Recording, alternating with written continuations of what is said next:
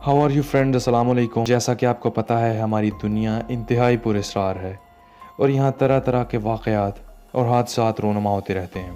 इसलिए हर कोई इन मुख्तलिफ़ वाक़यात की अपनी थ्योरी पेश करता है और हर कोई इन हालात व वाक़यात को अपनी नज़र से देखता है और अपनी कहानी सुनाता है।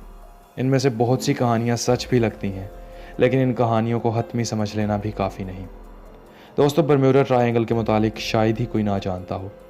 ये नॉर्थ अटलांटिक ओशन में 2,70,000 स्क्वायर माइल्स तक फैला हुआ एक समंदरी इलाका है जो फ्लोरिडा, पोर्टो रिको और बरम्यूडा आइलैंड के दरमियान वाक़ है। 3 रियासतों के दरमियान होने की वजह से इसे बरम्यूडा ट्रायंगल का नाम दिया गया है। इस ट्रायंगल को यहाँ होने वाले हादसात की वजह से डेविल्स ट्रायंगल या शैतानी त्रिकोण भी कहा जाता है। बरम्यूडा ट्रायंगल अटलांटिक ओशन का गहरा तरीन इलाका है जिसकी पुरस्कारियत के मुतालिक कई दिहाइयों से कहानियाँ मशहूर हैं। सबसे पहले क्रिस्टोफर कोलंबस ने 15वीं सदी के आखिर में बरम्यूडा ट्रायंगल से गुजरते हुए पानी में आग के शोले महसूस किए और इसके कंपास ने काम करना छोड़ दिया था। दोस्तों, कोलंबस के अमरीकी सफ़र को अब 5 सदियाँ गुजर चुकी हैं, लेकिन ये सवाल आज भी इसी तरह बरकरार है कि इस इलाके में पानी की गहराइयों में और इसकी फ़िज़ाओं में कौन सी पुरस्कार ताकत है जिसकी तशरीह अक्ल इंसानी सैटेलाइट के इस जदीद दौर में भी नहीं कर सकी। दोस्तों, बरम्यूडा ट्रायंगल में बहुत से बहरी जहाज़ और इसके ऊपर से गुजरने वाले कई हवाई जहाज़ पुरस्कार तौर पर गायब हो गए, जिनका अब तक कुछ पता नहीं चल सका। यहाँ सिमत मालूम करने वाला कंपास काम करना छोड़ जाता है, जिसकी वजह से सिमत का अंदाज़ा लगाना इंतहाई मुश्किल हो जाता है। बरम्यूडा ट्रायंगल के मुतालिक ये भी मशहूर है कि यहाँ कोई शैतानी कुव्वत है जो यहाँ समंदर और हवा में होने वाले हादसात की जिम्मेदार है। दोस्तों, बरम्यूडा ट्रायंगल से गुजरते हुए अब तक सैकड़ों बहरी जहाज़ और एयरप्लेन्स पुरस्कार तौर पर गायब हो चुके हैं। कोई नहीं जानता कि यहाँ जाने वाले बहरी जहाज़ों और प्रवास करने वाले हवाई जहाज़ों के साथ क्या होता है, क्योंकि इन जहाज़ों की बाकियात तक गायब हो जाती हैं। दोस्तों, सबसे पहला फेमस इंसिडेंट जो बरम्यूडा ट्रायंगल के साथ मंसूब किया जाता है वो एक US navy ship USS cyclops का 1918 में अचानक गायब हो जाना है। 542 फीट लंबा ये एक कार्गो शिप था जो पहली जंग अजीम 1910 में US नेवी शिप्स को खाम माल सप्लाई करने के लिए बनाया गया था। दोस्तों, मार्च 1918 को ये साइक्लोप्स, इस पर 300 से ज़ायद अफराद सवार थे और 10,000 टन से ज़्यादा सप्लाईज मौजूद थीं, ब्राज़ील से अमेरिका के शहर बाल्टीमोर जा रहा था, लेकिन फिर कभी भी अपनी मंजिल पर नहीं पहुंच सका। इस जहाज़ की तरफ से कोई भी सिग्नल कंट्रोल रूम को रिसीव ना हुआ जिससे पता चल सके कि आखिर जहाज़ के साथ क्या वाक़या पेश आया। जहाज़ में सवार 300 अफराद के साथ क्या हुआ ये कोई नहीं जानता। यहाँ तक कि आज तक इस शिप की बाकियात भी नहीं मिल सकी। सिर्फ इतना पता चल सका कि ये शिप 3 और 4 मार्च को बारबाडोस से इजाफी सप्लाईज लेने के लिए रुका था, लेकिन बाद में ये जहाज़ ऐसा गायब हुआ कि इसका नामो निशान ही मिट गया। ये जंग अजीम में अमेरिकन नेवी का बहुत बड़ा नुकसान था जो बग़ैर किसी लड़ाई के हुआ था।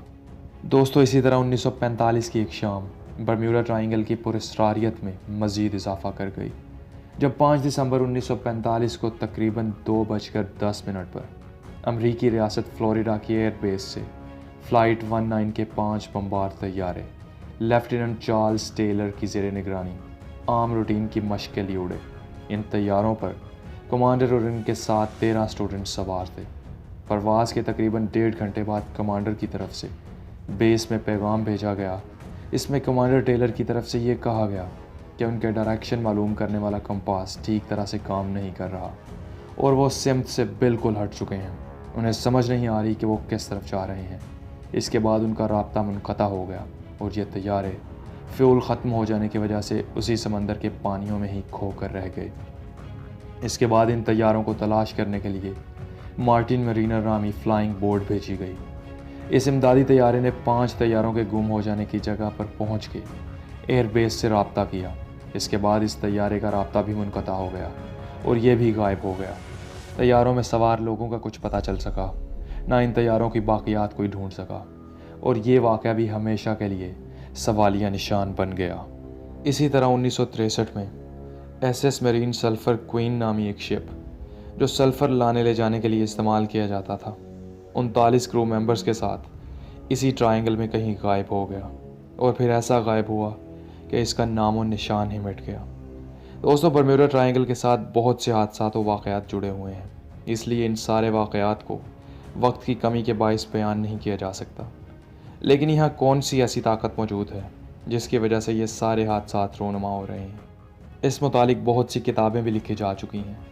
कहा जाता है कि बरम्यूडा के समंदर में पानी के अंदर शदीद तूफ़ान उठते हैं जो जहाज़ों को बहुत दूर बहा ले जाते हैं और हादसात का सबब बनते हैं।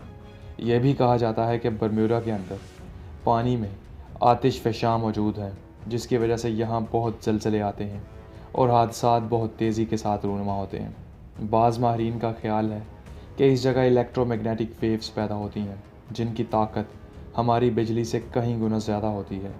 चुनांचे ये वेव्स जहाज़ों का निशान तक मिटा देती हैं और यही वेव्स बरम्यूडा के ऊपर उड़ते तैयारों को भी अपनी तरफ खींच लेती हैं।